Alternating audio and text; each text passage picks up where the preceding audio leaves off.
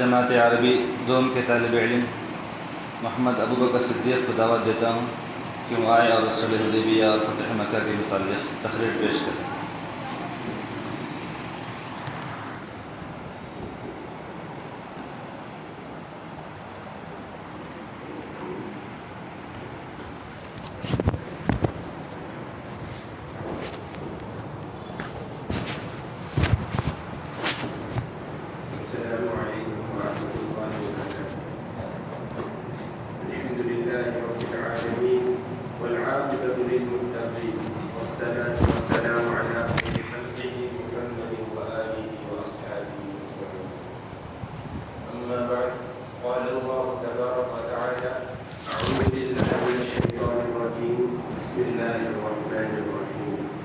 إنا فتحنا لك فتحا مبينا ليغفر لك الله ما تقدم من ذنبك وما تأخر ويتم نعمته عليك ويهديك صراطا مستقيما وينصرك الله نصرا عزيزا صدق الله العظيم۔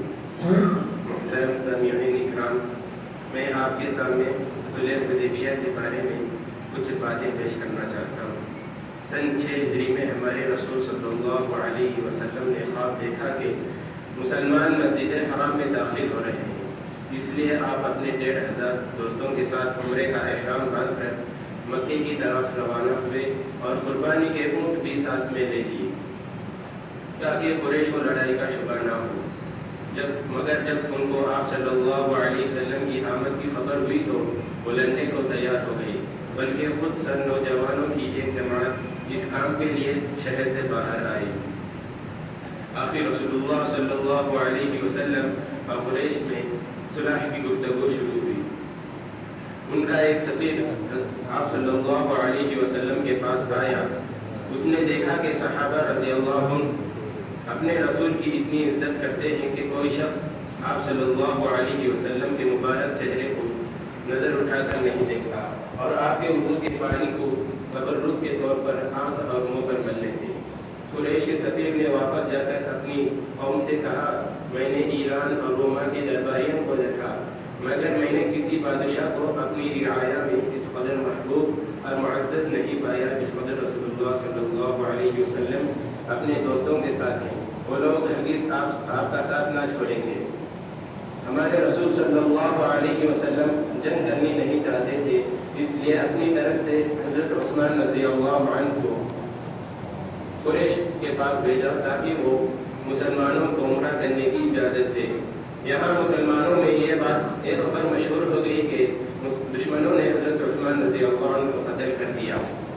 رسول اللہ صلی اللہ علیہ وسلم نے سنا تو آپ کو بہت رنج ہوا اور اس بات کا اقرار لے لیا کہ اگر لڑنا پڑا تو ثابت قدم رہیں گے۔ اس اقرار کو بیعت الرضوان یا بیعت الشجرہ کہتے ہیں، اس لیے کہ اس بیعت پر اللہ تعالیٰ نے اپنی خوشی کا اظہار کیا۔ یہ اقرار ایک ببول کے درخت کے نیچے ہوئی، اس لیے اس کی 2 نام مشہور ہیں۔ آخر کو حضرت عثمان رضی اللہ عنہ کے قتل کی خبر غلط ثابت ہوئی اور آخر بڑی مشکل سے ہمارے رسول صلی اللہ علیہ وسلم اور قریش کے درمیان ان شرطوں پر صلح ہوئی۔ مسلمان اس سال واپس چلے جائیں گے، اگلے سال عمرہ کریں گے، صرف 3 دن حرم میں ٹھہریں گے۔ ان دنوں میں قریش شہر خالی کر کے باہر چلے جائیں گے۔ اگر کوئی مسلمان ہو کر مدینے آئے تو مسلمان اسے واپس کر دیں گے، اگر کوئی بھاگ کر قریش کے پاس چلے جائے تو وہ واپس نہ کریں گے۔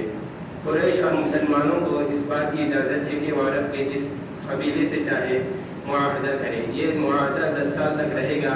اس درمیان دونوں فریق آپس میں جنگ نہیں کریں گے۔ یہ شرطیں ظاہری میں اچھی نہیں ہیں اور ایسا معلوم ہوتا ہے کہ ہمارے رسول صلی اللہ علیہ وسلم دب کر صلح کی، مگر ایسا نہیں۔ آپ امن کے پر تھے، آپ نہیں چاہتے تھے کہ لڑائی ہو، اس لیے آپ ان شرطوں کو قبول کر لیا۔ اب ان شرطوں کا نتیجہ دیکھو تو آپ کو زبردست پتہ ہوئی۔ لوگ جوق در جوق اسلام لانے لگے اور تھوڑے دنوں میں ہر طرف سے مسلمان ہی مسلمان ہو گئے۔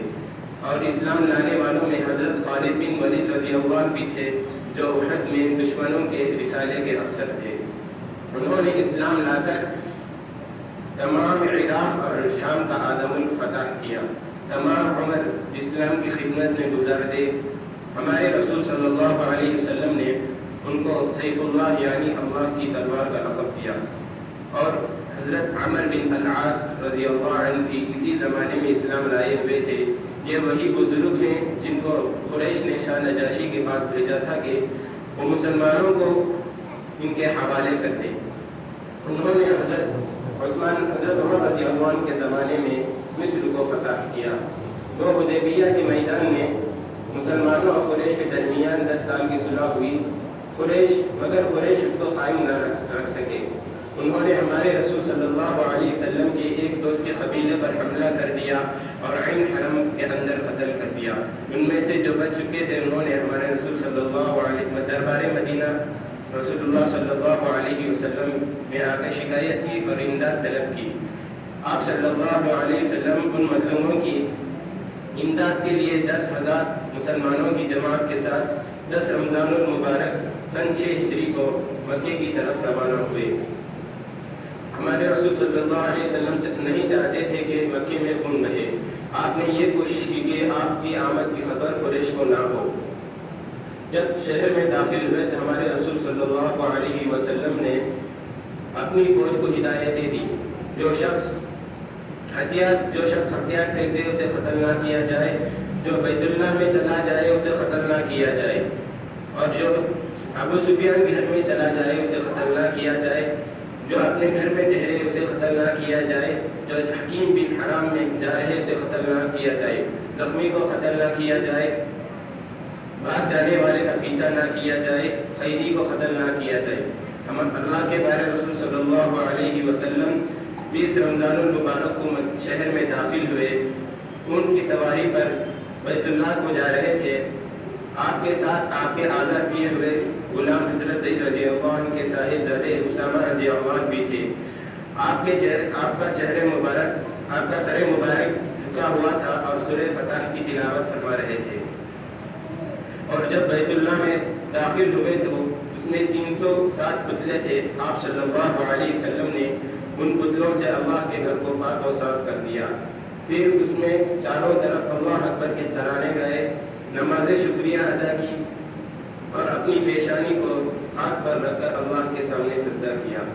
جب آپ صلی اللہ علیہ وسلم بیت اللہ سے باہر نکل آئے تو مکے کے تمام سردار اور بڑے بڑے لوگ جمع ہوئے۔ انہوں نے ہمارے رسول صلی اللہ علیہ وسلم کو برابر 21 سال تک آپ صلی اللہ علیہ وسلم کے دوستوں کو اور آپ صلی اللہ علیہ وسلم کے دوستوں کو اور ان کے مال و جائیداد کو نقصان پہنچانے میں کوئی کسر نہ اٹھائی۔ آپ صلی اللہ علیہ وسلم نے فرمایا، اے قریش کے لوگوں، آج اللہ تعالیٰ نے تمہارے غرور و فخر کو توڑ دیا جو تم اپنے باپ دادا پر کیا کرتے تھے۔ ہر انسان آدم کی اولاد ہے اور آدم علیہ السلام کو مٹی سے بنایا گیا تھا۔ اللہ تعالیٰ فرماتا ہے، ہم نے تم کو ایک مرد عورت سے پیدا کیا، پھر ہم نے تمہارے خاندان اور قبیلے صرف اس لیے بنائے ہیں کہ ایک دوسرے کو پہچان سکے۔ اللہ کے دربار میں عزت صرف اس شخص کو ہے جس میں پرہیزگاری زیادہ ہو۔ جب آج تم آزاد ہو، آج تم پر کوئی پکڑ نہیں۔ وآخر دعوانا الحمد للہ رب العالمین۔